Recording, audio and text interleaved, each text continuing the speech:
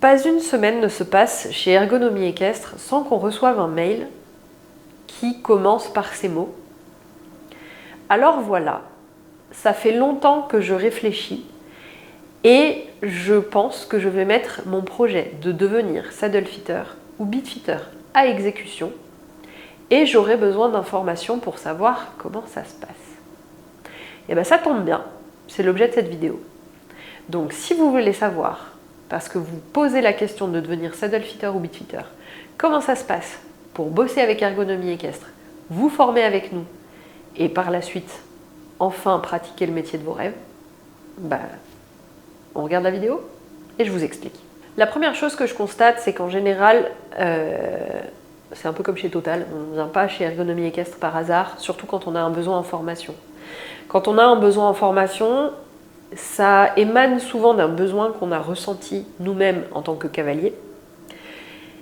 Et on s'est rendu compte qu'on ne trouvait pas les professionnels nécessaires pour nous fournir une prestation en saddle fitting ou en bit fitting en l'occurrence. Soit parce qu'il n'y a personne vers chez nous, parce qu'on habite dans un coin où on n'est pas desservi tout simplement, soit parce qu'il y a des professionnels déjà dans le coin, mais qui sont tous surbookés et que c'est comme le dermato, il faut 6 mois pour avoir un rendez-vous. Et encore 6 mois, je suis gentille. Ou alors tout simplement, ils prennent plus de nouveaux clients. Donc vous vous êtes dit, je suis pas heureux dans mon taf, j'aime les chevaux, le sujet m'intéresse et vraisemblablement il y a une place à prendre. Hey! Et si je m'y mettais? Alors, le raisonnement, il tient complètement. 1000 fois d'accord, oui, il y a des besoins, il y a des vrais besoins. Parce que chez Ergonomie Équestre, on reçoit aussi très souvent des mails comme je suis dans telle région, est-ce que vous intervenez pour une séance de bit fitting? Non. Non, par contre, regardez sur la page d'à côté, vous avez tout l'annuaire de nos anciens élèves. Donc vous pourrez peut-être trouver quelqu'un vers chez vous. Ah bah oui, mais il n'y a personne. On est mieux servi que par soi-même ou pas? Non, on n'est jamais mieux servi que par soi-même. Donc pourquoi pas se former? Il y a un besoin réel, clairement, pour plein de raisons. Et on a besoin de professionnels qui se lancent dans ces métiers. Enfin, moi, ça a toujours été une de mes ambitions en tant qu'Eugénie, même pas en tant que dirigeante d'Ergonomie Équestre, c'était de faire en sorte que tout le monde en France puisse avoir accès à un saddle fitter et ou un bit fitter, enfin du moins avoir accès à un professionnel qui pouvait répondre à ses besoins. D'ailleurs, si dans le Tarn vous avez un dermato, je prends. Blague à part, il y a des besoins, mais pas à n'importe quel prix. On commence aussi à voir des gens qui se lancent à faire des trucs avec de l'adaptation de selle sur, je sais pas, des tapis à capteur de pression parce que ça en met plein les yeux, et qui ne savent absolument pas de quoi ils parlent par ailleurs. Peut-être qu'une formation serait tout indiquée dans ce genre de cas. Peut-être, je le dis bien, peut-être. Mais dans ce cas-là, peut-être aussi qu'Ergonomie Équestre a quelque chose à voir avec tout ça. Donc, à partir de maintenant, si vous le voulez bien, je vais vous expliquer quelle est la vision des choses chez Ergonomie Équestre et comment, si mes mots vous ont parlé jusqu'à présent, on peut vous accompagner. Le métier de saddle fitter ou de bit fitter, il est simple. C'est un métier commercial, dans du commerce, de services et de biens. C'est un métier qui se pratique en auto-entrepreneur ou en entrepreneur individuel, parce qu'il n'y a pas de salariat dans ce métier-là. Et c'est un métier qui se base sur la volonté d'aider les couples chevaux-cavaliers à trouver un équipement adapté à leur pratique équestre. Voilà ce que c'est le métier en quelques mots. Pour devenir saddle fitter ou bit fitter, en France aujourd'hui, techniquement, on n'a besoin de rien. N'importe qui peut s'installer et se mettre une petite carte de visite saddle fitter. Oui, mais c'est possible parce que le métier n'est pas reconnu, parce qu'il n'y a pas de référentiel d'État. Cela dit, ça fait quand même 15-20 ans maintenant qu'il y a des saddle fitters qui traînent un peu partout, à droite, à gauche en France, et que la pratique se popularise. Et si vous traînez un peu sur des groupes Facebook, par exemple, vous ne serez pas sans vous être rendu compte qu'il y a beaucoup de gens qui sont insatisfaits de certains professionnels dont les pratiques potentiellement douteuses laissent à désirer. D'où l'intérêt de s'intéresser, avant de s'installer, à une formation dont le niveau de compétence est reconnu et dont les anciens élèves bénéficient d'une notoriété globalement bonne. Et anciens élèves qui, par ailleurs, sont eux-mêmes en capacité de recommander l'organisme de formation dans lequel ils ont étudié parce qu'ils en sont satisfaits. Parce que oui, le client cavalier a une activité équestre qui lui coûte cher. Donc, clairement, il a envie de bien investir son argent et de ne pas le donner à n'importe qui, parce que ça fait des années qu'on le prend pour un pigeon. Donc, plus en face de lui, il aura des professionnels sérieux, engagés, compétents, plus il sera content. Et on est quand même là pour rendre les gens contents, non? Donc, chez Ergonomie Équestre, vous pouvez vous former et apprendre à faire tout ça. Et vous pouvez, en plus, grâce à la certification Calliope, bénéficier de certains mécanismes de financement qui vous aideront à alléger un peu le coût du parcours. Je vais vous détailler tout ça par la suite, on y va. Donc l'objectif de la vidéo que vous allez regarder maintenant, c'est de comprendre comment se passe la formation chez Ergonomie Équestre. Ce qu'il faut savoir, c'est que cette formation a été créée par moi, mais aussi par plusieurs personnes avec lesquelles je travaille et qui sont toutes, depuis plusieurs années, des professionnels de la filière saddle fitting et ou bit fitting. Donc ce sont des personnes qui connaissent très bien le métier, qui connaissent très bien le terrain, le marché, les clients et les possibilités. Comme c'est un métier émergent, il y a plein de façons de le pratiquer. Chez Ergonomie Équestre, on s'est appuyé sur les meilleurs spécialistes et sur les gens qui avaient les meilleurs résultats. Pourquoi ? Tout simplement parce que c'est un métier, comme il est jeune, qui est exigeant, qui est difficile, parce qu'il est soumis à beaucoup de critiques, notamment de la part des acteurs traditionnels. Et notre objectif n'est pas de se mettre les acteurs traditionnels à dos, notre objectif c'est de faire évoluer main dans la main avec eux toute la filière de l'équipement d'équitation vers quelque chose de mieux. Donc la formation, elle se base là-dessus. Elle se base sur la compréhension des enjeux de la filière d'un point de vue traditionnel et les évolutions scientifiques que ces 40 dernières années de recherche, notamment du point de vue vétérinaire, locomoteur, santé du cheval, fonctionnement du cavalier, vont pouvoir apporter à l'utilisation, au réglage et à la conception de matériel d'équitation. Donc, bien évidemment, vous l'aurez compris, c'est un cursus qui est assez exigeant. C'est un cursus qui s'appuie sur une méthodologie qui est assez poussée, qui nécessite pas mal d'heures de cours avec nous certes, mais aussi pas mal de travail personnel à côté. Et c'est un projet tout au long duquel vous serez guidé par moi et par l'équipe qui m'entoure chez Ergonomie Équestre. Ce qu'il faut savoir aussi, c'est que c'est un projet qui s'inscrit dans le cadre de votre évolution professionnelle. Donc c'est une formation qui a un certain coût, mais c'est surtout une formation qui peut être prise en charge. Parce qu'en tant que salarié ou en tant que déjà entrepreneur, vous avez forcément cotisé à un fonds de formation. Et ce fonds de formation, pour pouvoir l'utiliser, il faut se former dans une entreprise qui a au moins la certification Calliope, ce dont dispose Ergonomie Équestre. Donc nous sommes, en plus d'être capables de vous accompagner vers votre nouvelle carrière et votre futur métier, capables aussi de vous accompagner à trouver les meilleurs financements possibles pour tout simplement vous permettre d'accomplir vos rêves.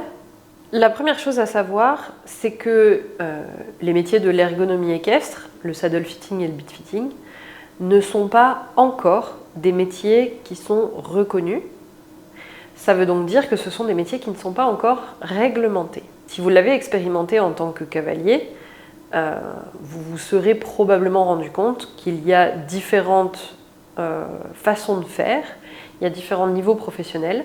Il y a des professionnels avec lesquels ça se passe bien et d'autres avec lesquels ça se passe moins bien. Chez Ergonomie Équestre, on a complètement conscience de ça et c'est la raison pour laquelle, depuis plusieurs années, on améliore sans cesse les programmes de formation par rapport notamment aux résultats et aux succès rencontrés par nos élèves en tant que professionnels, mais aussi par rapport aux retours clients de nos élèves qu'on va recevoir. On reste en permanence branché sur la veille et sur les innovations du milieu, que ce soit au niveau scientifique, au niveau matériel, et on est en permanence connecté à tout ce qui se passe et à tout ce qui permet de faire évoluer le métier vers quelque chose de plus carré, de plus rigoureux et de plus scientifique.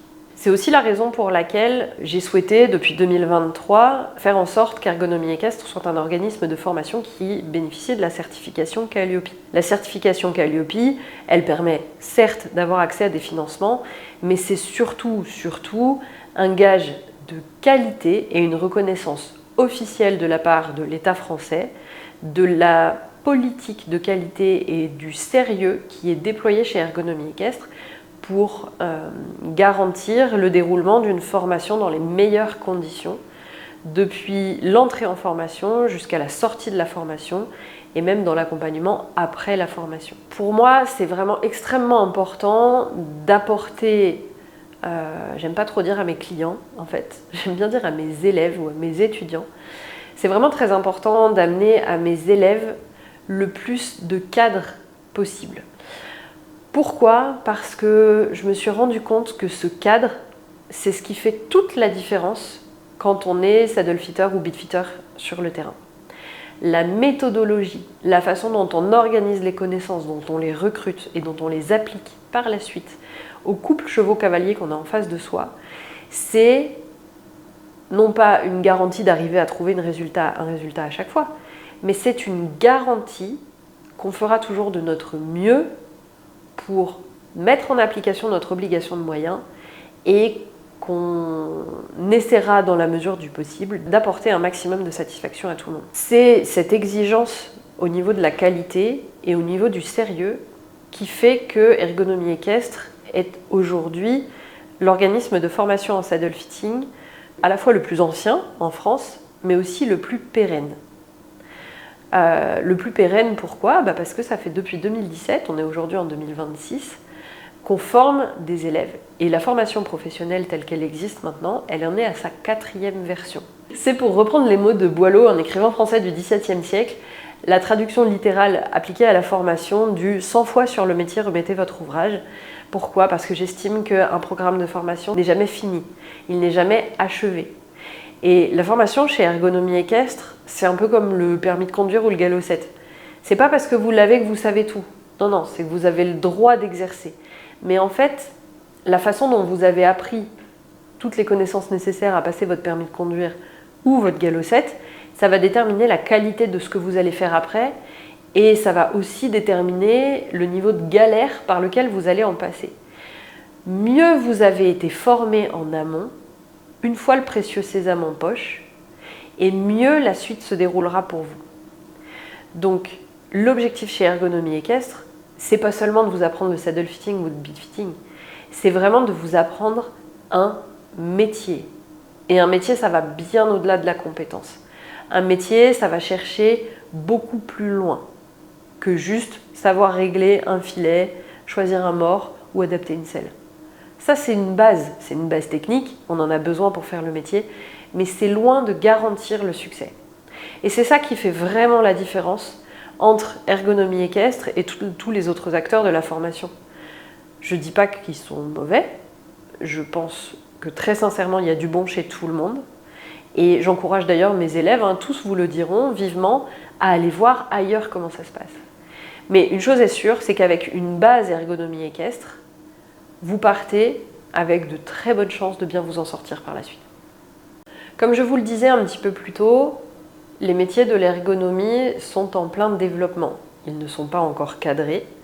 Ce que ça veut dire, c'est que ce sont des métiers qui se pratiquent, pour la plupart, en tant qu'entrepreneur. Donc j'insiste bien là-dessus. C'est-à-dire qu'aujourd'hui, parmi mes anciens élèves, je n'en connais que très peu qui sont salariés, si ce n'est pas du tout.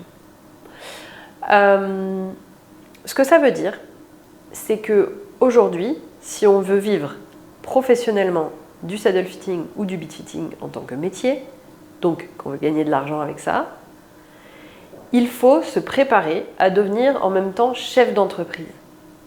C'est bien pour ça que le programme d'ergonomie équestre ne se cantonne pas à la simple acquisition de la méthodologie et des connaissances nécessaires pour adapter selle, filet, bride, etc. C'est pour cette raison que j'ai fait un choix qui n'est pas un choix de gaieté de cœur, mais qui est un choix qui se veut rationnel, de ne pas accepter de personnes trop jeunes qui n'ont pas encore suffisamment d'expérience professionnelle. À chaque fois que j'ai pris des personnes en formation qui sortaient simplement des études supérieures et qui n'avaient aucune expérience professionnelle, elles ne se sont pas senties capables de se lancer dans tout ce que ça impliquait. Pourquoi ? Parce que pendant la formation ergonomie équestre, je montre sans phare ce qu'est la réalité du terrain. Que ce soit moi ou mes collègues formateurs en saddle fitting ou en bit fitting, on emmène nos élèves en cas pratique avec des vrais clients de la vraie vie. Ça veut dire que nos élèves se retrouvent plongés au cœur de la relation client avec toutes les galères que ça peut supposer. Ils se retrouvent plongés dans le quotidien de ce que c'est que gérer du stock, gérer du matériel d'essai, comprendre comment on traite avec des fournisseurs, qu'est-ce qui se passe du point de vue de la législation, comment est-ce qu'on fait des factures, etc. Tout ça, ce sont des sujets qui sont vraiment abordés pendant la formation.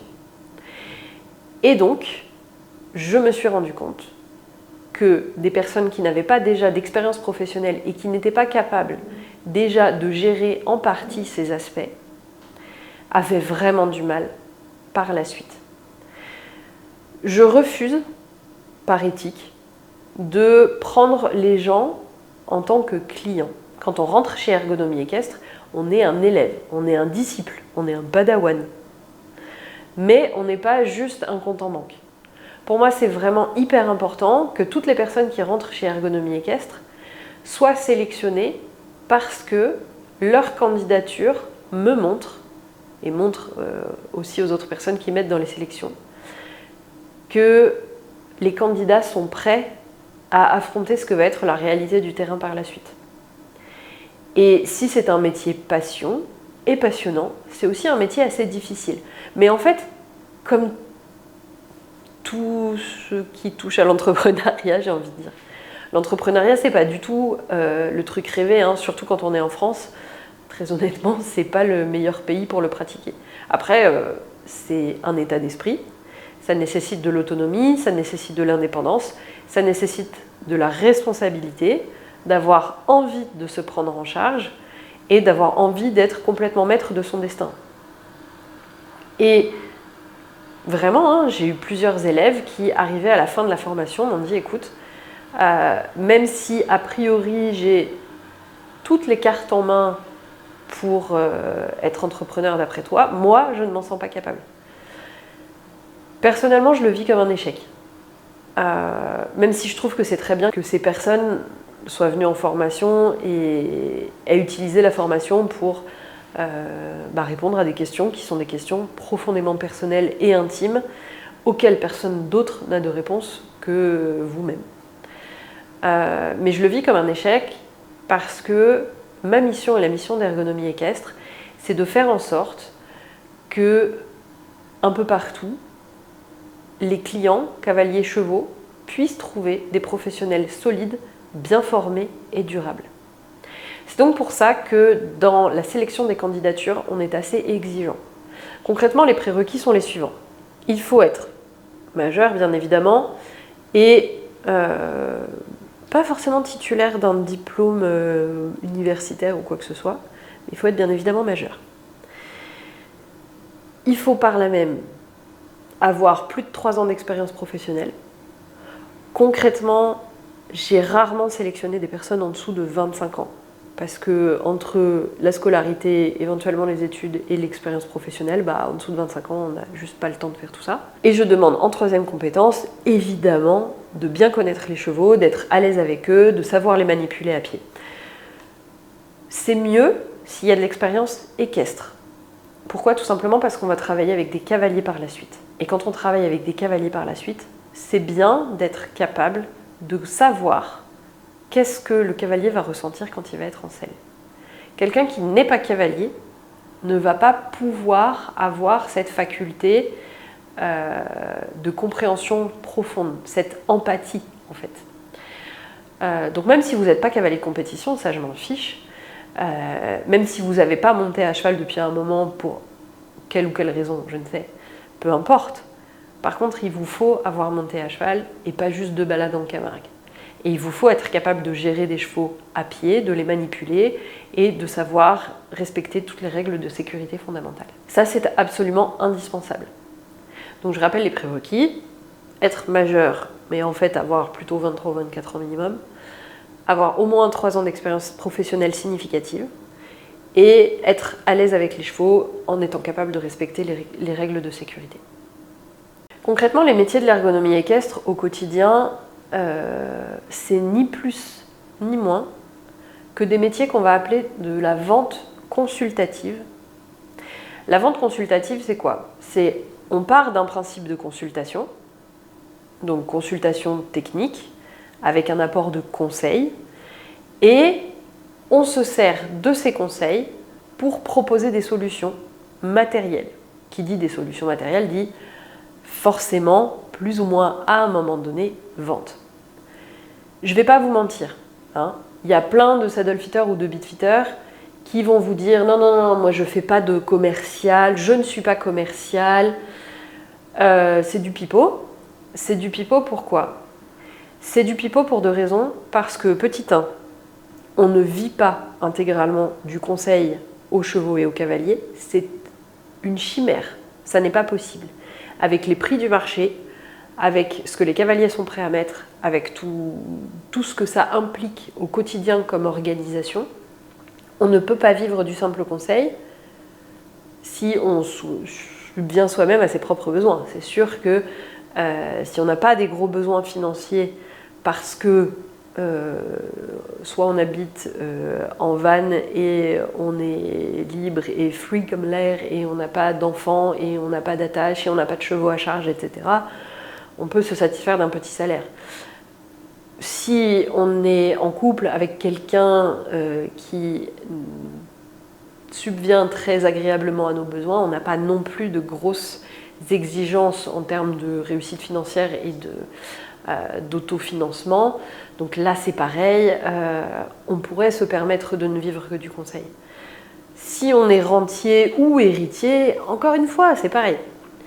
Mais pour vous et moi, à savoir 95% de la population, on ne peut pas vivre correctement simplement du conseil en saddle fitting ou en beat fitting. Ceux qui prétendent le faire, généralement, ont des partenariats commerciaux avec des marques, et même si eux ne font pas essayer directement le matériel ou ne vendent pas directement le matériel, ils sont quand même payés sur une rétrocommission de la part de leurs partenaires commerciaux. Et là, on frise un petit peu le manque de déontologie quand même, hein.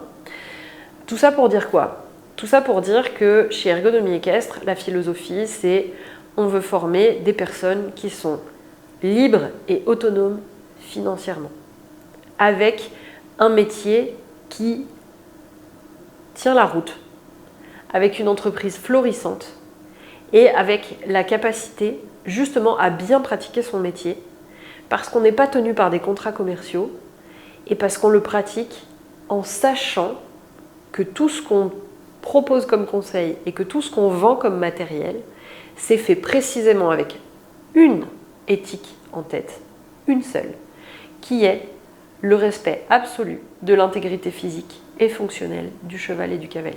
Un bon professionnel, donc, d'après la déontologie ergonomie équestre, c'est quelqu'un qui est capable d'être autonome dans sa prise de décision, parce qu'il est autonome financièrement. Être autonome dans sa prise de décision face à un couple cavalier-cheval ou face à l'offre d'un fournisseur ou face à des offres commerciales en apparence alléchantes mais en fait avec des contreparties pas forcément cool, ça passe d'abord et avant tout par la capacité à réfléchir, à utiliser ses connaissances, à utiliser son cerveau pour aboutir à des raisonnements et à des solutions qui sont correctes, qui sont viables. C'est pas que je crois pas à l'IA, hein. L'intelligence artificielle, indéniablement, va aider l'humanité à progresser sur plein de trucs. En ce qui concerne le saddle fitting et le beat fitting, non. Permettez-moi de ne pas avoir de doute, permettez-moi de vous dire que, parce qu'il paraît qu'il y a des gens qui commencent à faire ça, du saddle fitting sur IA, c'est une connerie, voilà. Vite fait, bien fait, c'est une connerie. Pourquoi? Parce que tout simplement, le saddle fitting et le beat fitting, c'est quelque chose qui nécessite d'être présent physiquement. Ça nécessite le toucher, ça nécessite la vision en 3D, ça nécessite le recoupage de plein d'informations, la collecte d'informations et le recoupage de toutes ces informations, tout en les réinscrivant dans un contexte qui va dépasser le simple couple cheval-cavalier. Le saddle fitting ou le beat fitting, c'est une activité qui est complexe. Pas compliqué, on n'est pas là pour faire voler des avions ou des fusées, hein, mais c'est complexe au sens où c'est une équation avec de nombreuses variables. Et la spécificité d'ergonomie équestre, c'est qu'on passe une année entière à apprendre à jouer avec ces variables. Et pour jouer correctement avec les variables, il n'y a pas de secret, c'est de l'expérience. Donc la formation ergonomie équestre, tout comme par la suite le bon saddle fitter ou le bon beat fitter type selon ergonomie équestre, c'est quelqu'un qui va avoir une méthodologie, à savoir une façon d'organiser ses idées, de bonnes connaissances, et qui va être capable, grâce à la méthodologie, d'utiliser les connaissances pour aboutir à un résultat qui va tenir compte du très grand nombre de variables auxquelles nous sommes soumis dans notre pratique quotidienne sur le terrain. Concrètement, une séance de saddle fitting ou de beat fitting, ça dure 2 heures. En 2 heures, avec éventuellement un questionnaire préalable, on doit donc être capable d'avoir identifié le portrait type du couple cavalier-cheval qu'on a devant soi, d'avoir identifié les points positifs, mais aussi les facteurs limitants qui vont concerner ce couple en particulier, et en partant de ces analyses-là, et de notre connaissance du matériel et de notre proposition matérielle, de formuler un conseil et éventuellement d'apporter une solution matérielle ou de référer à quelqu'un qui serait plus susceptible que nous-mêmes, d'apporter la bonne réponse en ce qui concerne ce couple. Donc, vous l'aurez compris, la vente consultative, oui, avec un but commercial, oui, au sens où nous sommes des entrepreneurs, nous vivons de nos prestations, mais pas à n'importe quelle condition. On n'est pas des télémarketeurs qui proposent des panneaux solaires. Clairement pas. Nous sommes vraiment des professionnels pointus avec un métier à composante à la fois technique, intellectuelle et commerciale. Et c'est à la croisée de tous ces champs d'application que peut naître cette merveilleuse discipline qu'on appelle l'ergonomie. Donc, au quotidien, on a bien évidemment des consultations d'à peu près 2 heures avec des couples cavaliers-chevaux, mais on a aussi tout le reste. Les consultations, en vrai, ça occupe, allez, peut-être 40% de notre temps de travail. Pourquoi? Parce qu'à côté, il y a le temps de route. Hein, on n'a pas la chance, comme en Belgique, d'avoir 50 écuries dans un périmètre de 20 minutes à la ronde. Quand on est en France, on a beaucoup d'heures de route et des distances assez longues. Encore, on n'est pas aux États-Unis, hein, mais voilà. Donc il faut aimer rouler. Enfin, il n'y a pas de secret. Et on a toute la partie de gestion de clientèle, de fournisseurs, de planning, etc. Sans parler en plus de toutes les formalités administratives qui sont liées à la gestion d'une entreprise. La comptabilité, les impôts, les charges sociales, tout ça, ça prend du temps. Donc concrètement, une semaine de saddle fitting ou de beat fitting, c'est quoi? C'est maximum 3 jours sur le terrain avec 2 jours de back-office. Au-delà de ça, au-delà de cette charge de travail type que je viens de dresser, il n'y a que quelques mois qui vous séparent du burn-out. J'en ai fait 4, hein. Ça fait 15 ans que je suis professionnelle, j'en ai fait... non, depuis que je suis professionnelle, n'exagérons rien, j'en ai fait 3. Le premier, je l'avais fait dans mon autre carrière professionnelle de la vie d'avant. Donc chez Ergonomie Équestre, on profite de ça aussi.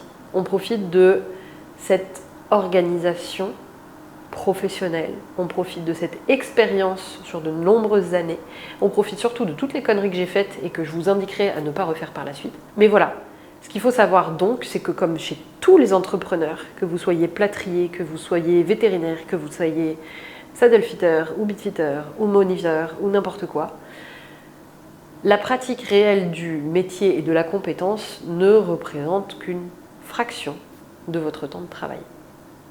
Et bien évidemment, j'imagine que si vous êtes en reconversion, c'est probablement parce que votre métier précédent ne vous apportait pas satisfaction. Et en tant qu'organisme de formation, mon objectif, c'est que votre reconversion soit bénéfique pour vous. Qu'elle soit facteur d'épanouissement personnel à travers un épanouissement professionnel. Donc, je mets tout le monde en garde tout de suite maintenant sur le fait que l'entrepreneuriat, c'est difficile. Si on veut en vivre, ça demande du temps. Il faut compter 3 ans pour qu'une entreprise se stabilise. Mais il faut aussi savoir s'aménager des temps de repos. C'est-à-dire que les 3 premières années, avant de stabiliser et de faire fructifier l'entreprise vraiment dans son potentiel, ça nécessite d'avoir des phases de récupération. Donc attention aussi à l'enthousiasme excessif, puisque c'est quelque chose que je vois fréquemment chez les jeunes sortis d'ergonomie équestre. Je pense du coup que c'est assez clair pour tout le monde maintenant. La vision que j'ai à travers ergonomie équestre sur les métiers du saddle fitting et du bit fitting est une vision d'excellence, une vision d'exigence. Et c'est exactement ce qui a dicté toute la conception du programme que je vais vous expliquer maintenant. Le programme pédagogique de reconversion, c'est un mix entre du distanciel et du présentiel. Avant, il se trouve que je ne faisais que du présentiel. Et 2 événements sont arrivés dans ma vie qui m'ont fait reconsidérer ça. D'une part, suite à l'épisode coronavirus, j'ai lancé une première formation en ligne. Et il s'est trouvé que même si je ne croyais pas à la formation en ligne initialement, je me suis rendu compte que les résultats de ces élèves étaient très bons. Et je me suis donc décidée à passer toute la partie théorique qui se faisait autrefois en présentiel à distance. Ça permet aux élèves de revenir plusieurs fois sur les cours théoriques qui sont disponibles sous plusieurs formats en plus. C'est-à-dire qu'il y a un support de cours écrit, évidemment. Il y a un support de cours vidéo, comme celui que vous êtes en train de regarder maintenant. Et en plus, il y a un enregistrement audio type podcast à écouter un peu n'importe où avec vous, quand vous êtes dans votre bagnole, par exemple. Ça permet vraiment d'ancrer les bases théoriques et de faire plusieurs repasses dessus. Donc ça solidifie vraiment la structure. Cette base théorique, elle est acquise à l'occasion d'un tronc commun aux 2 disciplines du saddle fitting et du bit fitting. Et la deuxième raison pour laquelle je me suis décidée aussi à faire du distanciel, c'est que en tant qu'entrepreneur, j'ai dû conjuguer ma vie personnelle avec ma vie professionnelle. Je me suis retrouvée enceinte, en congé maternité, à devoir assurer mes cours malgré tout. Et donc, j'ai tout simplement tourné une partie des cours pendant ma grossesse et finalement, le résultat est extrêmement satisfaisant. Pour moi, parce qu'en tant qu'entrepreneur, j'ai pu vivre ma grossesse sereinement tout en ayant la certitude que mes élèves allaient avancer. Et en même temps, avec des élèves qui étaient contents parce qu'ils ont pu tenir leur délai sur leur envie de reconversion. Donc vous l'aurez compris, il y a une grande partie de la formation qui se fait à distance et évidemment, tout comme l'IA n'est pas capable de faire du saddle fitting, on ne peut pas apprendre le saddle fitting à distance ou le bit fitting à distance, donc il y a plusieurs parties en présentiel. Il y a exactement 5 parties en présentiel. Mais je vais vous recontextualiser tout ça dans le programme. La formation reconversion chez Ergonomie Équestre, c'est 1 an. Janvier-décembre d'une année calendaire, tout simplement. Entre janvier et juin se passe la partie dite de tronc commun. La partie de tronc commun, c'est la partie pendant laquelle on acquiert toutes les bases théoriques et toute la pratique commune aux 2 pratiques du bit fitting et du saddle fitting. Donc, concrètement, de janvier à mars, vous avez 3 mois de théorie avec quelques cours en live entre-temps. En avril vient le premier présentiel avec des cours qui continuent à distance pendant ce temps-là. En mai, un deuxième présentiel beaucoup plus court, parce que le présentiel d'avril dure 5 jours. En mai, il y a 2 jours de présentiel. Et en juin, il y a à nouveau 5 jours de présentiel. Donc le tronc commun, c'est ça.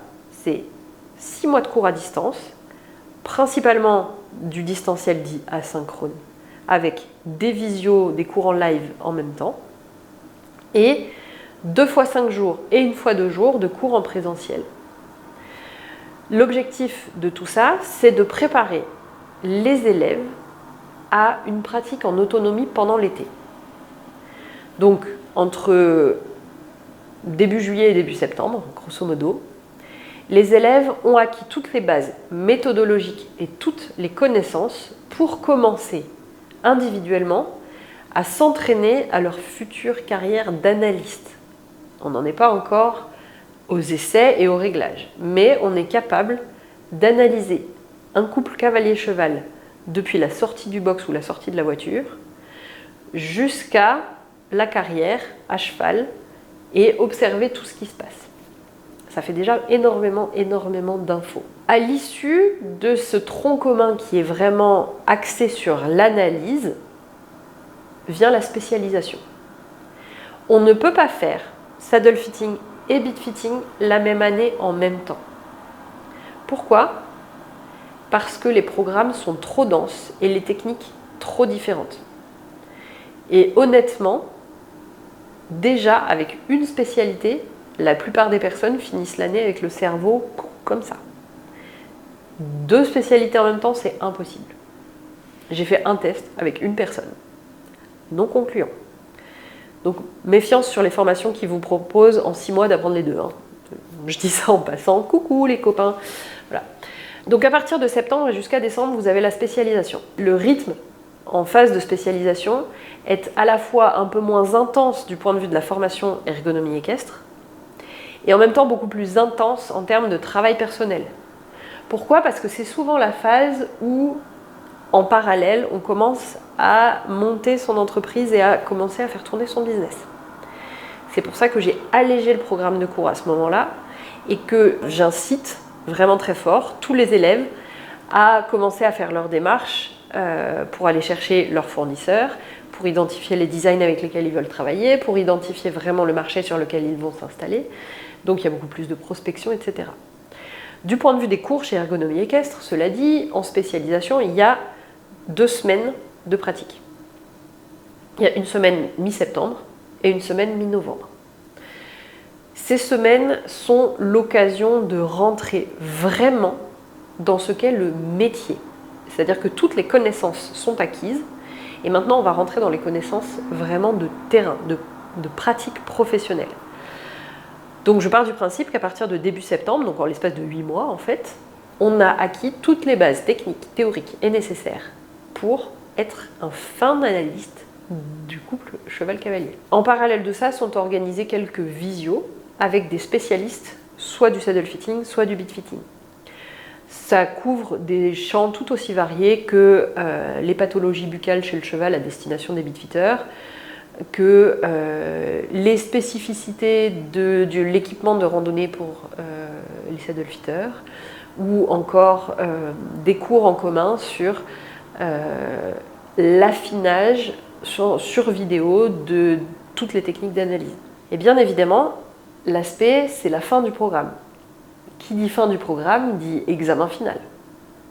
Mais en fait, les modalités d'évaluation chez Ergonomie Équestre, ce n'est pas juste un examen final. Il y a un contrôle continu qui prend différentes formes tout au long de l'année. Le contrôle continu, il commence avec 5 évaluations théoriques qui sont faites à distance sur le contenu des cours théoriques. Donc les cours théoriques, c'est le cadre global de l'évolution de l'ergonome, c'est de l'hippologie, c'est des connaissances sur le cavalier et son corps, sur la pratique équestre et évidemment sur le matos. On est là pour ça quand même. Mais il n'y a pas que ça comme évaluation en contrôle continu à l'occasion du tronc commun.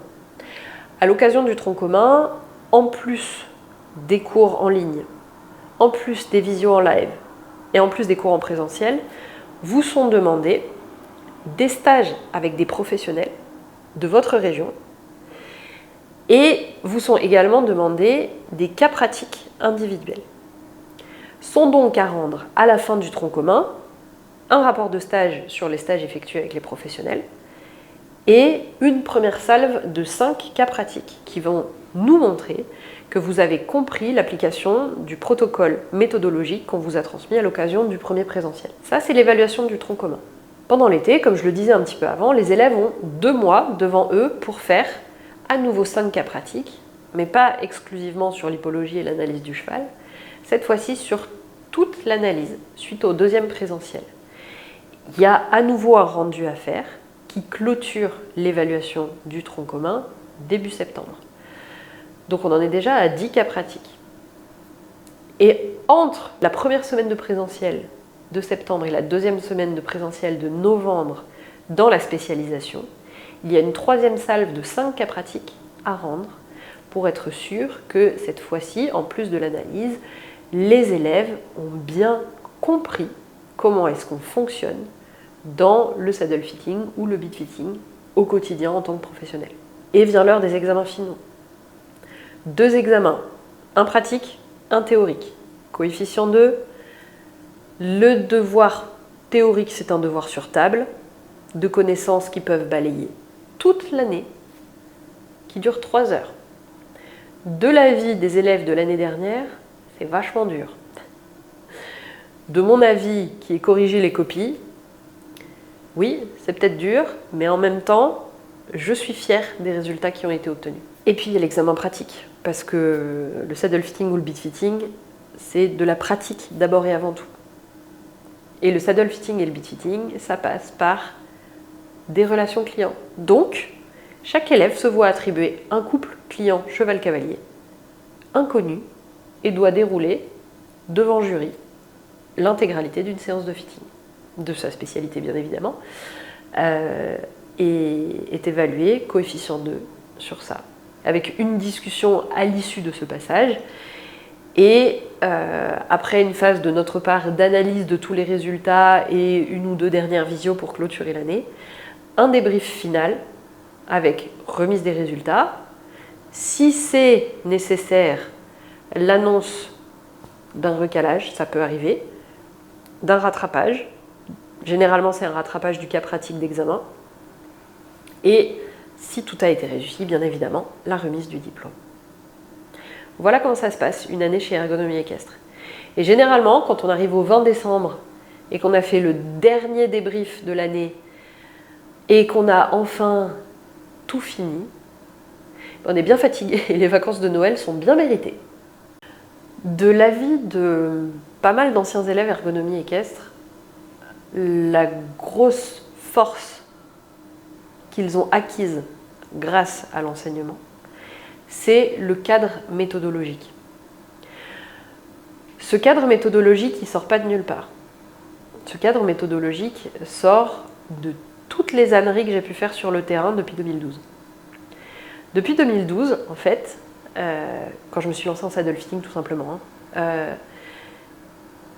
j'ai progressé à tâtons parce que je me suis lancée sans cadre. Je suis quelqu'un d'extrêmement bordélique à la base et je pars très facilement dans tous les sens. Et je me suis rendu compte que, au fur et à mesure, nombre des erreurs que je pouvais faire sur le terrain étaient liées à cette désorganisation. Donc, à chaque fois que je rencontrais un problème, je mettais en place un outil de cadrage, une méthode d'analyse et une organisation logique de ma pensée pour ne pas perdre de temps, ne pas perdre le temps de mes clients et de leurs chevaux, et aboutir à un résultat en un laps de temps donné. Pourquoi ? Parce qu'en tant qu'entrepreneur, le temps c'est de l'argent, hein, tout simplement. Et on n'a pas des séances de fitting qui durent 4 heures pendant lesquelles on essaye 18 morts ou 18 selles. C'est pas possible, c'est pas souhaitable, parce que tout le monde a déjà vécu des séances de shopping qui durent un temps infini, pendant lesquelles on essaye 150 000 trucs, et à la fin on a juste envie de pleurer parce qu'il n'y a rien qui nous va et on ne sait plus comment va le top vert ou le pantalon jaune qu'on a essayé. C'est plus possible. Bref, l'idée c'est donc de faire en sorte que toute la phase d'analyse de la séance de fitting soit cadrée, rapide, efficace, productive et nous oriente par un phénomène d'entonnoir directement sur les quelques solutions qui seront possibles, viables et compatibles avec les besoins exprimés du couple cheval-cavalier. c'est tout. C'est pas plus compliqué que ça. Et en fait, ce cadre, cette méthodologie, donc construite dans la douleur, vous l'aurez bien compris, et ben aujourd'hui, c'est précisément ça qui fait la différence sur le terrain pour les professionnels issus de la formation ergonomie équestre. Et d'ailleurs, d'autres professionnels issus d'autres formations qui sont par la suite venus se reformer avec nous, nous ont dit en fait c'est exactement ça qui nous a manqué quand on a fait la formation chez Jean-Paul ou chez Jean-Pierre. Bien entendu, ces Jean-Paul ou Jean-Pierre sont des noms complètement fictifs. Mais voilà. Donc ce cadre méthodologique, il sert à quoi? Il sert de checklist. C'est un peu comme le pilote quand il démarre son avion. Il a une checklist de trucs et des boutons à allumer et des trucs à vérifier. Et il les fait toujours systématiquement dans le même ordre. Et au cas où il soit un peu fatigué, il a sa liste comme ça, c'est un pense-bête et il est sûr qu'il n'oublie rien. C'est aussi un garde-fou. Ça permet de noter de façon claire et définie sur le papier toutes les choses qui pourraient potentiellement poser problème par la suite. On est dans un métier de relation client. La relation client, c'est quelque chose qui est compliqué, quel que soit le secteur. Mais c'est d'autant plus compliqué quand on travaille avec des chevaux qui sont le gouffre à fric de leurs propriétaires. Et donc les propriétaires en ont généralement marre d'être pris pour des pigeons par les Jean-Paul et les Jean-Pierre du coin. Et donc, désolé pour les Jean-Paul et les Jean-Pierre de la planète, hein, c'est pas personnel, ok, tout va bien. Je connais des Jean-Paul très très bien. Enfin, voilà. Mais donc du coup, c'est vraiment une méthode anti-pigeon pour le client, mais c'est aussi une méthode anti-boulette relationnelle client pour le professionnel. Ça permet de noter potentiellement tout ce qu'on va appeler les red flags, pour prendre un peu ce gros mot là, du couple cheval-cavalier. Je peux donner un exemple très simple. Il n'y a pas longtemps, j'ai été confrontée au cas d'un cheval qui avait des défenses à la sangle. La personne était persuadée qu'en changeant la sangle, ça irait mieux. Le cheval était en fait tellement réactif que ça m'a mis sur la voie des ulcères et bingo, j'ai référé au vétérinaire et le cheval avait des ulcères. Il a été traité et la sangle qu'il avait par la suite ne lui a plus jamais posé de problème. Donc cette méthodologie, elle sert à ça. Elle sert à identifier précisément tous les points qui vont sécuriser la relation client, qui vont sécuriser le professionnel, qui vont sécuriser le client et qui vont faire en sorte que la solution à laquelle on va aboutir du point de vue matériel soit a priori et en fonction des informations qui sont à notre disposition, la plus adaptée. La plus adaptée d'un point de vue ergonomique au sens où ça répond aux mesures, mais aussi la plus adaptée au budget, la plus adaptée à la pratique et la plus adaptée à la projection d'évolution possible pour le couple cheval-cavalier. Cette méthode-là, c'est vraiment le cœur de l'enseignement de la formation reconversion ergonomie équestre. C'est aussi d'ailleurs le cœur de la formation compétences pro chez Ergonomie Équestre. C'est le cœur du travail technique qu'on fournit chez Ergonomie Équestre, quoi qu'il en soit. On procède dans un sens logique. L'inexactitude, l'a priori, le gré du vent n'ont pas cours ici, tout simplement pas. Pourquoi ? Parce qu'en fait, on est professionnel, tout simplement. Bref, vous l'aurez compris, nous, on est relativement convaincus par ce qu'on propose. Et j'espère qu'en ayant regardé cette vidéo, maintenant, vous êtes à peu près convaincus aussi que c'est le meilleur endroit pour vous. Si vous êtes convaincus que ce n'est pas le meilleur endroit pour vous, on ne vous en voudra jamais. Il faut tout pour faire un monde. Et on a probablement des concurrents qui feront quelque chose qui vous correspond mieux. Ou alors, vous êtes tout simplement persuadé que ce n'est pas ce qu'il vous faut et grand bien vous fasse. On aurait horreur de prendre votre pognon pour un truc pour lequel vous n'êtes pas 100% persuadé que c'est pour vous. Maintenant que les mots sont dits, pognon, on va parler un peu de chiffres justement et on va parler du processus de candidature pour rentrer en formation reconversion chez Ergonomie Équestre. La formation reconversion chez Ergonomie Équestre est accessible uniquement sur dossier. On ne s'inscrit pas comme ça. Je l'ai dit au préalable, on a 3 prérequis. Avoir 18 ans, mais en fait plutôt 23-24 ans, avoir 3 ans d'expérience professionnelle et avoir attesté en tout cas d'un niveau de confiance et de sécurité dans la manipulation des chevaux qui soit satisfaisant. Mais c'est pas tout. vous ne pouvez pas rentrer chez Ergonomie Équestre sans avoir déposé en bonne et due forme un dossier de candidature. Ce dossier de candidature se dépose directement sur le site internet d'Ergonomie Équestre entre le 1er septembre et le 31 octobre. Les sélections des dossiers sont faites pendant le mois de novembre et début décembre, vous avez l'annonce des résultats admis, sur liste d'attente ou recalés. Pourquoi recaler? Pour plusieurs raisons. 1. Il y a un nombre de places défini dans la formation. Il y a, en tout et pour tout, 15 places. Il y a 5 places en beat fitting. Non, combien on va faire? Il y a 7 places en beat fitting et 8 places en saddle fitting. Notre objectif, ce n'est pas de remplir à tout prix. Mais c'est quand même assez fréquent qu'on ait plus de dossiers que de places ouvertes. Donc forcément, il y a une sélection. Mais pour autant, si on a 6 dossiers de saddle fitting et 5 dossiers de beat fitting seulement qui satisfont nos critères, pas seulement sur les prérequis, mais aussi sur tout ce que je vais vous expliquer par la suite, alors on n'aura que 11 élèves et on n'en aura pas 15, même si on avait 18 dossiers. Pourquoi? Parce qu'encore une fois, ce qui nous intéresse, c'est d'avoir des candidats dont on sait, à l'examen de leur dossier de candidature, qu'ils ont leur place chez nous. C'est-à-dire que vous avez le droit de penser qu'Ergonomie Équestre n'est pas pour vous, mais nous avons aussi le droit de penser qu'Ergonomie Équestre et vous, c'est pas fait pour arriver. Ou du moins pas tout de suite. Parce que quand on met quelqu'un sur liste d'attente, c'est juste parce que généralement les 15 places sont prises et qu'il y avait des dossiers entre lesquels on n'a pas pu choisir et que du coup, bah si, on a dû choisir quand même un petit peu, mais toutes les places ne seront pas forcément validées, donc on vous garde une sécurité. Mais si on vous recale, on vous explique pourquoi. On ne laisse personne dans le vent. On explique pourquoi le dossier n'est pas suffisant. Parlons de ce dossier donc, qu'est-ce qu'il comprend ?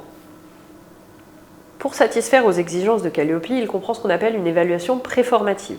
C'est en fait un questionnaire avec pas mal de questions mélangées entre des questions un peu sur la façon dont vous envisagez la filière du cheval, le métier, des questions aussi plus techniques. Qu'est-ce que vous savez de l'équipement, qu'est-ce que vous savez des marques, qu'est-ce que vous savez du fonctionnement de la sellerie, etc. Qui nous permet de savoir quel est votre niveau de connaissance en entrée en formation. Donc ça, c'est une exigence Calliope, on ne peut pas y couper. Mais ça nous permet aussi de commencer à vous connaître. On vous demande ensuite 2 CV. Un CV classique, académique et professionnel, et un CV équestre, qui est, si vous n'êtes pas déjà professionnel de la filière, qui doit être distinct. Ce CV équestre va récapituler votre parcours de cavalier, les diplômes éventuellement que vous avez eus, les compétitions auxquelles vous avez participé, les randonnées, les stages, les formations que vous avez pu faire dans le milieu, sans que ce soit votre métier forcément. J'insiste, hein, la formation reconversion n'est pas destinée aux professionnels de la filière du cheval. Les professionnels de la filière du cheval peuvent y entrer s'ils veulent se reconvertir depuis par exemple le métier de moniteur vers le métier de beatfitter, mais il n'est pas nécessaire d'être professionnel de la filière pour pouvoir entrer en reconversion. À la différence de la formation Compétences Pro, qui est une autre offre de formation chez Ergonomie Équestre, qui est destinée aux professionnels de la filière exclusivement. Mais c'est le cas d'une autre vidéo que vous pourrez regarder si ça vous intéresse. Et le dernier point du dossier de candidature, c'est absolument essentiel, c'est une lettre de motivation. On a besoin de savoir pourquoi vous voulez devenir saddlefitter ou beatfitter, comment est-ce que vous comptez vous y prendre, et pourquoi est-ce que vous voulez faire ça avec Ergonomie Équestre. Alors, exit les lettres de candidature bateau faites avec l'IA et tout ça, hein, ça on les repère tout de suite. Nous, ce qui nous intéresse, c'est vous. Même si vous faites des fautes d'orthographe, même si votre lettre de candidature, vous l'estimez pas suffisante, vous n'êtes pas en train de postuler dans une grosse boîte avec 30 000 salariés. Hein. Vous êtes en train de postuler pour votre vie, avec vos envies. Donc, plus vous allez être authentique, sincère, et plus on va sentir votre projet et ce qui vous anime, et plus vous avez de chances d'intégrer.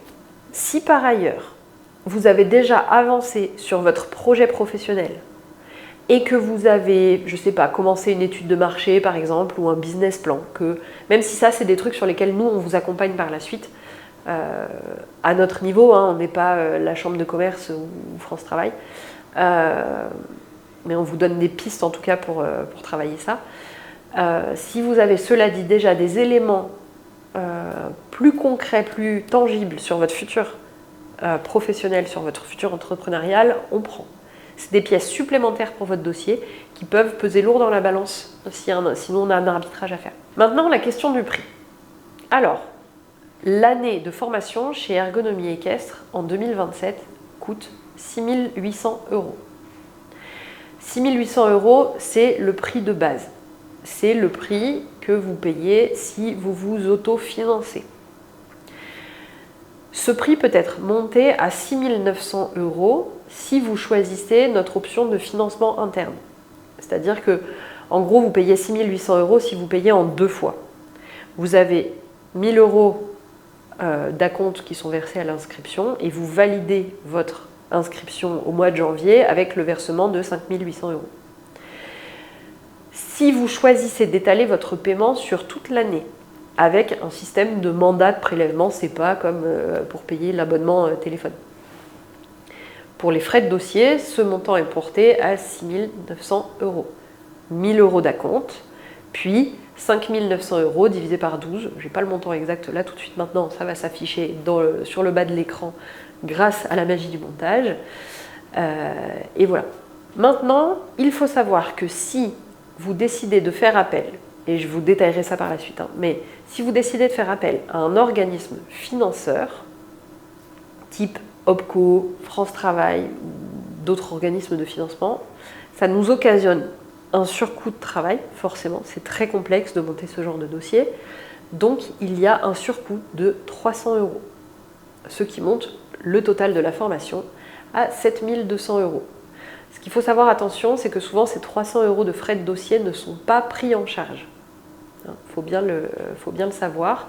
Donc ce sera, même si on vous finance tout le reste, vous aurez probablement 300 € de frais de dossier à monter. On aimerait en faire cadeau, mais on ne peut pas. Vraiment, le montage d'un dossier, c'est une dizaine d'heures de travail minimum. Donc voilà en ce qui concerne les tarifs. Maintenant, si on parle des financements, donc je l'ai dit, grâce à Calliope, Ergonomie Équestre est reconnu organisme de formation certifié, donc permet de prétendre à certains financements. Pas tous. Le CPF est inaccessible. Point barre. Il n'y a pas de possibilité. Pourquoi ? Parce que je l'ai dit, les métiers de l'ergonomie équestre ne sont pas officiellement reconnus. Ils ne sont pas inscrits au registre spécifique ou au RNCP, donc ils ne peuvent pas tout simplement ouvrir de droit au CPF. Maintenant, ce qu'il faut savoir, c'est qu'en tant que salarié ou en tant qu'indépendant, vous cotisez via vos cotisations sociales à ce qu'on appelle un OPCO, opérateur de compétences, qui est l'organisme, selon votre filière, il y a plusieurs OPCO, hein, selon la filière à laquelle vous appartenez, qui se charge de financer la formation professionnelle. Donc, à mesure que vous avez travaillé, vous avez accumulé des droits à la formation que vous pouvez remobiliser pour des projets. Ce qu'il faut savoir aussi, c'est que si vous êtes salarié d'une grosse boîte qui possède en interne au niveau du service RH de fonds de formation pour de la reconversion ou de la requalification de salariés, vous pouvez aussi y prétendre. Chaque année, on a toujours 1 ou 2 personnes qui mobilisent via leur entreprise dans le cadre de leur reconversion qui est passée par le service RH, un financement qui leur permet de financer tout ou partie de la formation. Ces dossiers sont compliqués à monter, comme toujours quand il s'agit de demander des sous. Donc, si vous avez la possibilité de vous faire financer, n'hésitez pas à nous contacter avant même d'avoir pu déposer votre dossier de candidature. Ça prend en général pas mal de temps. Donc, pour qu'on vous explique, selon votre cas précis, quelles sont les démarches à suivre et potentiellement de notre part ou de votre part, les documents à fournir pour ce genre de financement-là, on vous aidera bien entendu avec grand plaisir. Mais il faut savoir que ce n'est pas forcément simple de mobiliser ces fonds-là et ça peut prendre du temps. Donc plus on s'y prend en avance, mieux c'est. Et enfin, un dernier point, c'est le sujet de France Travail. Chez France Travail, ça peut être difficile, mais possible de mobiliser des fonds. C'est juste que tous leurs conseillers ne sont pas forcément au fait et que selon la façon dont vous le présentez, on peut ou non accepter ou refuser votre financement. De notre expérience, ce qui fonctionne chez France Travail, c'est quand vous avez déjà un dossier de création d'entreprise et que vous expliquez que vous avez besoin absolument de faire ce parcours-là précisément avec cet organisme-là pour pouvoir, en gros, tout simplement, juste monter votre boîte, quoi. Comme très souvent, quand on se lance à son compte, je ne vais pas dire tous nos élèves, mais la plupart de nos élèves se posent la question de la légitimité. Est-ce que je suis, moi, Cynthia, ou moi, Gérard, légitime à faire ce métier? Bah écoute, Cynthia, Gérard, qui que tu sois, j'ai envie de te demander pourquoi est-ce que tu serais moins légitime que ton voisin, clairement. À partir du moment où tu es formé, à partir du moment où tu sais ce que tu dis, à partir du moment où tu sais de quoi tu parles, t'as pas de raison d'être moins légitime que quelqu'un d'autre. La peur de l'illégitimité, c'est le syndrome de l'imposteur, hein, comme on appelle ça en développement personnel. Ce syndrome de l'imposteur, il est lié d'abord et avant toute chose à un manque intersidéral de confiance en soi. Mais généralement, si vous avez un syndrome de l'imposteur au sujet du saddle fitting, vous l'aurez aussi dans d'autres endroits de votre vie. Donc, chez Ergonomie Équestre, une chose est sûre, c'est qu'on vous donne toutes les bases techniques, théoriques et pratiques pour vous légitimer. Et je pense que le nombre de nos élèves qui se sont lancés et qui pratiquent leur nouvelle profession avec un bon succès et une bonne notoriété en atteste largement. Maintenant, chez Ergonomie Équestre, ce qu'on n'est pas, c'est des psychologues. Même si j'ai commencé la fac en psycho, bon, j'ai pas continué, mais j'ai commencé la fac en psycho parce que je trouve ça passionnant comme sujet, mais on n'est pas psychologue chez Ergonomie Équestre. Et si vraiment il y a un syndrome de l'imposteur qui vous paralyse et qui vous empêche de suivre vos rêves et de vivre votre vie, c'est grave, ça entraîne de la souffrance et ça nécessite vraiment d'être pris en charge sérieusement. C'est pas dans, enfin, c'est dans votre tête, oui, mais c'est pas dans votre tête au sens où c'est pas imaginaire. C'est réel et si ça vous concerne, je vous conseille de faire quelque chose à ce sujet. De toute façon, par rapport à cette peur d'être illégitime, et non pas cette peur d'être légitime, puisque je pense que personne n'a peur d'être légitime. Donc cette peur de l'illégitimité, elle se combat aussi grâce à ce que je vous expliquais un peu plus tôt dans la vidéo, à savoir la méthodologie. Vous allez être débutant, forcément. Quand vous allez commencer votre métier sur le terrain, vous allez être un peu genre oh, je suis un bébé, me tapez pas dessus, je suis un bébé saddle fitter ou un bébé beat fitter. Et c'est normal, hein. Et je peux vous garantir qu'en fait, tous les clients savent, à partir du moment où vous leur dites je viens de lancer mon activité il y a 2 mois, ils savent que vous êtes débutant et ils vont être tout à fait compréhensifs et bienveillants. Tout réside en fait dans la façon dont vous allez leur amener les choses et tout réside surtout dans la façon dont vous allez suivre tout simplement votre grille méthodologique, votre checklist qui va vous permettre de réenclencher sujet après sujet la confiance que vous aurez acquise et les connaissances que vous aurez acquises pendant la formation. Donc vraiment pas de panique. Si vous avez un petit syndrome de l'imposteur qui pop à un moment dans votre pratique, raccrochez-vous à la méthodologie. Elle est là pour vous sécuriser aussi là-dessus. Un autre truc qui peut faire peur parfois, c'est ouais mais moi je suis pas un grand cavalier, je fais pas de concours, je fais que de la balade avec mon cheval le dimanche. Ouais, j'entends, mais vous montez à cheval. Et c'est tout ce qui compte. Il y a quelques années, une de mes clientes est devenue championne de France sur 1m50 en CSO. Je crois que la plus grosse barre que j'ai sautée de ma vie, c'est 1m20. Et je crois que j'ai même pas fait exprès, j'ai dû me tromper d'obstacle. J'ai eu très très très peur. Parce que c'est pas mon truc. c'est pas ce qui m'a empêché de seller un cheval qui a gagné les championnats de France sur 1,50 m. De la même façon, je suis incapable d'enchaîner une reprise de dressage. Je veux dire, je suis susceptible de me perdre quelque part entre le salon et la cuisine chez moi, qui sont dans la même pièce. Donc autant vous dire qu'une carrière de dressage avec des figures, bon, je suis pas capable de faire une reprise de dressage. J'ai sellé je sais pas combien de cavaliers de Grand Prix, ou de Saint-Georges, ou enfin de gens qui sortent en concours de dressage à des niveaux qui sont même pas le mien, même pas en rêve. C'est pas parce que j'ai pas ce niveau-là que je suis pas capable de les seller. Et inversement, c'est pas parce que vous êtes cavalier de concours que vous serez pas capable de seller quelqu'un qui va faire de la rando. Ouais, c'est 2 disciplines différentes. Et alors, c'est pas vous qui faites la discipline, c'est votre client. Vous êtes juste là pour lui dire, ok, votre cheval il fonctionne comme ça, ses mesures c'est ça, vous êtes comme ça, vous fonctionnez comme ça, votre besoin en termes de selle c'est ça, votre discipline c'est ça, la construction théorique d'une selle pour votre discipline c'est ça, ça, ça. Bah voilà, c'est tout. Je veux dire, on a tous, si on est cavalier, des préférences en termes de discipline. Tous. Mais c'est pas pour autant qu'on n'est pas capable, professionnellement dans la pratique de quelque chose qui n'est pas de l'équitation, puisque ce n'est pas nous qui sommes à cheval, de faire quelque chose pour quelqu'un qui pratique cette discipline. Il y a bien des gynécologues hommes, et toutes les femmes ne sont pas gynécos, donc ça va aller. Un autre truc qui fait très très peur, c'est je vais être à mon compte dans la filière du cheval. Dans la filière du cheval, c'est tous des paumés, personne n'a d'argent. Comment est-ce qu'ils vont me payer alors qu'ils sont toujours en train de se plaindre que leur cheval coûte cher?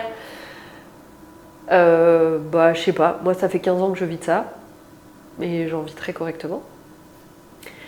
En fait, ce qui compte, et quand on est entrepreneur, et quand on est dans le milieu du cheval, c'est la posture de chef d'entreprise. C'est, je suis pas là pour sauver des vies, je fais pas du caritatif donc, c'est mon métier, je me respecte suffisamment parce que je veux gagner de l'argent avec mes compétences que j'ai payées pour acquérir. Et tant qu'à faire, j'ai envie d'en vivre décemment, donc je vais faire des choix stratégiques dans ma carrière qui vont me permettre d'atteindre le niveau de vie que je vise. Je peux me planter, oui, indéniablement, le salariat, quand on a sa fiche de paye à la fin du mois, c'est une sécurité. Mais vous pouvez vous faire virer. Vous pouvez tomber malade. L'entreprise peut fermer. Vous n'êtes pas plus protégé en salariat qu'en entrepreneuriat, c'est pas vrai. Par contre, ce que demande l'entrepreneuriat, c'est plus de rigueur vis-à-vis de sa propre gestion et notamment financière. Donc, on peut en vivre, mais pour en vivre, il faut bien comprendre le marché, le contexte et l'environnement dans lequel on s'inscrit.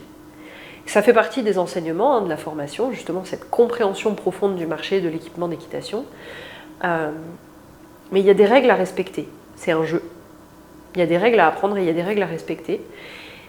Et si vous ne travaillez pas en réseau, en symbiose avec le microcosme, mais que vous partez du principe que c'est vent du cul dans la plaine, vous êtes dépositaire de la sainte vérité et que tous les autres c'est des cons, franchement vous allez vous planter. Là oui, clairement, vous n'allez pas en vivre parce que tout le monde va finir par vous détester. Parce que cette attitude est détestable. Sans jugement de valeur, c'est factuel. Mais donc, on peut très bien en vivre. Il n'y a pas de souci avec ça. Ce qui compte, ce qui est déterminant, c'est votre situation personnelle, votre environnement et la façon dont vous allez gérer vos affaires. C'est tout. Le reste, c'est facile. Enfin non, c'est pas facile. Mais le reste, ça se fait. Une question qui peut arriver parfois qu'on me pose, c'est est-ce que je peux me lancer dans le métier sans formation? La réponse est oui. Absolument. Je veux dire, c'est pas de la neurochirurgie. Hein.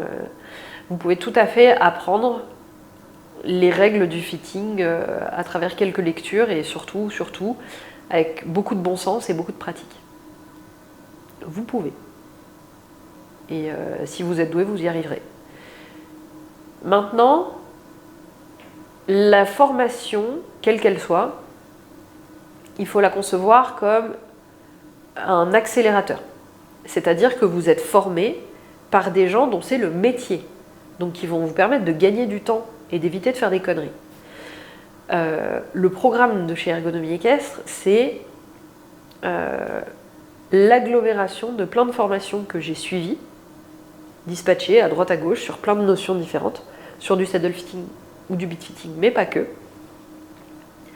Et j'ai synthétisé tout ce qui me semblait, parce que c'est un programme de formation qui a été fait par plusieurs personnes en l'occurrence, mais sous mon égide, donc avec une certaine subjectivité, mais qui me semblait être approprié au marché tel qu'il est aujourd'hui, aux enjeux tels qu'ils sont aujourd'hui, et qui permet d'aller droit au but par rapport à des errances que j'ai pu avoir au fur et à mesure de ma carrière. En fait, ça permet d'aller plus vite et ça permet de répondre immédiatement à des besoins qui sont les besoins de la clientèle. Il y aura toujours des gens qui seront des autodidactes et tout à fait brillants. Et franchement, mais je suis hyper admirative des gens qui arrivent à être 100% autodidactes. Moi, j'ai dû l'être par la force des choses sur certains points, mais il se trouve que quand on peut bénéficier du travail que les autres ont déjà fourni pour nous permettre de partir de plus loin et de plus haut pour aller vers un but, c'est quand même vachement plus facile. Un dernier point, cela dit, si vous voulez économiser sur la formation parce que vous n'avez pas les moyens financièrement de vous former, vous n'avez pas idée de ce que coûte la pratique des métiers du fitting. Les investissements de base pour lancer son entreprise sont élevés. C'est un euphémisme de dire ça. Il faut prévoir à l'installation entre 5 et 10 000 euros pour le beat fitting et entre 10 et 20 000 euros pour le saddle fitting. C'est un minimum. Et on part du principe que vous avez déjà une bagnole qui tient la route. Parce que si vous rajoutez un véhicule en plus, c'est correct. Mais donc du coup, si vous faites l'impasse sur le coût de la formation et que vous vous lancez directement, même en faisant les investissements nécessaires à commencer votre activité, il est probable que vous perdiez de l'argent parce que vous allez faire des conneries et que vous allez devoir payer pour rattraper vos conneries. Donc faites plutôt un business plan là, tout de suite maintenant, qui inclut le coût de la formation et le coût du lancement, en vous basant plus ou moins sur les chiffres que je vous ai indiqués, et partez de là pour réfléchir. Parce que partir, passez-moi l'expression, avec sa et son couteau, dans ce genre de métier, c'est rarement, très rarement une bonne idée. Enfin, c'est juste voilà, conseil d'amis, mais c'est rarement une bonne idée. Bref, si vous m'avez regardé jusqu'ici, déjà merci. Et donc, j'espère que ça vous a convaincu. Je vais récapituler en gros ce qui, d'après moi, très modestement, mais aussi d'après d'autres personnes, donc voilà, modestement, sont les points forts d'Ergonomie Équestre. Ergonomie Équestre est un organisme de formation certifié Calliope qui existe depuis 2018, certifié depuis 2023, qui a formé plus de 120 élèves de façon professionnelle, dont une quarantaine sont aujourd'hui des professionnels du fitting, saddle fitting ou beat fitting. Le deuxième point, c'est que la méthode pédagogique d'ergonomie équestre est hybride, c'est-à-dire qu'elle associe le présentiel au distanciel et vous permet de continuer à avoir une activité dans votre vie à côté. Si vous avez des enfants, si vous avez un job, si vous avez une écurie à gérer, que sais-je, vous n'avez que 4 semaines et demie dans l'année pendant lesquelles vous devez vous absenter. Vous aurez à peu près 4 heures de cours en moyenne par semaine et quelques heures de travail personnel en plus à fournir, mais ça se fait. Depuis 2024 que ce format existe, on en est maintenant à la 3e année et très honnêtement, tous les élèves de ces formations ont été absolument ravis de ce format. On fait notre maximum pour nous adapter à vos besoins et pas que ce soit vous qui vous adaptiez à nos besoins. Notre objectif, notre ambition, c'est de vous aider à tendre vers votre concrétisation professionnelle, à savoir devenir saddle fitter ou beat fitter, ou les deux. Et donc le troisième point, c'est que tout dans l'enseignement et la pédagogie d'ergonomie équestre ont été pensés, certes, pour être pratiques et confortables pendant la durée de la formation, mais surtout avec une seule idée en tête, c'est votre futur professionnel. Votre futur professionnel, il est bâti sur l'expérience, la maîtrise et la méthodologie qui sont propres et spécifiques à ergonomie équestre.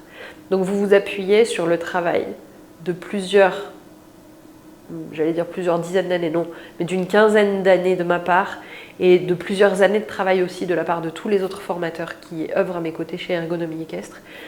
Et tout ça, ça va vous sécuriser et ça va vous rendre autonome et, je l'espère, j'ai pas de mot en français pour dire successful, dans votre nouvelle carrière professionnelle qu'on serait vraiment très fiers d'accompagner. Maintenant, je ne sais pas à quelle époque de l'année vous allez regarder cette vidéo, mais il est probable que les candidatures ne soient pas encore ouvertes ou qu'elles soient déjà fermées. Mais quoi qu'il en soit, ce que vous pouvez faire pour compléter le visionnage de cette vidéo, c'est d'aller sur le site internet d'Ergonomie Équestre, vous allez dans l'onglet Formation Reconversion et vous lisez la page. Tout ce que je vous ai dit maintenant pendant cette vidéo est récapitulé et condensé et vous allez retrouver vraiment toutes les informations pratiques dont vous avez besoin pour avancer dans votre réflexion sur votre projet ou pour commencer à concevoir votre dossier de candidature, parce que ce n'est pas parce que les dépôts ne sont pas déjà ouverts que vous ne pouvez pas avoir déjà fait votre CV, votre lettre de motivation. Vous pouvez bien évidemment aussi nous envoyer un email pour avoir plus d'infos, en nous expliquant, voilà, j'ai un projet un peu particulier ou j'ai besoin d'un financement. Si vous avez besoin d'un financement, envoyez un email, par pitié. Vous pouvez aussi réserver un entretien téléphonique avec moi ou avec une autre personne de mon équipe pour poser des questions, pour nous expliquer votre cas. Ça peut tout à fait se faire comme ça. On est bien évidemment disponible pour vous. Et un dernier point qui peut peut-être vous aider à prendre votre décision dans un sens positif comme dans un sens négatif, à savoir je veux candidater à cette formation, oui ou non, c'est d'aller suivre la formation, les fondamentaux du saddle fitting, qui aborde aussi des questions de bit fitting d'ailleurs, que vous trouverez aussi sur le site d'Ergonomie Équestre. C'est une formation d'une 20aine d'heures qui vous permet de voir dans les grandes lignes ce qu'est la pratique du saddle fitting. Bien évidemment, vous y récupérez des compétences que vous pourrez dès à présent mettre à profit, mais ça vous permet vraiment de voir, mis en application, les méthodes, les techniques, les connaissances qui vous seront transmises de façon bien évidemment beaucoup plus étoffée par la suite lors de la formation reconversion. Ce qu'il faut noter, c'est que si vous avez suivi la formation en ligne, vous avez une ristourne sur le prix de la formation reconversion ou de la formation compétences pro si c'est celle que vous choisissez. Vous avez 400 € de réduction. Donc de 6 800 €, le tarif redescend à 6 400 € si vous êtes un ancien élève de la formation des fondamentaux. Donc, si vous avez envie d'exercer professionnellement en tant que saddle fitter ou que bit fitter, ou les deux, si vous avez besoin de vous former pour partir de façon solide et sereine dans votre nouvelle carrière professionnelle, si vous avez vraiment besoin de vous sentir encadré et accompagné pour lancer une activité professionnelle en tant qu'entrepreneur, alors chez Ergonomie Équestre, vous êtes au bon endroit. Et on serait absolument ravis et fiers que vous nous choisissiez pour vous accompagner sur cette voie. Merci d'avoir regardé et à très bientôt, j'espère.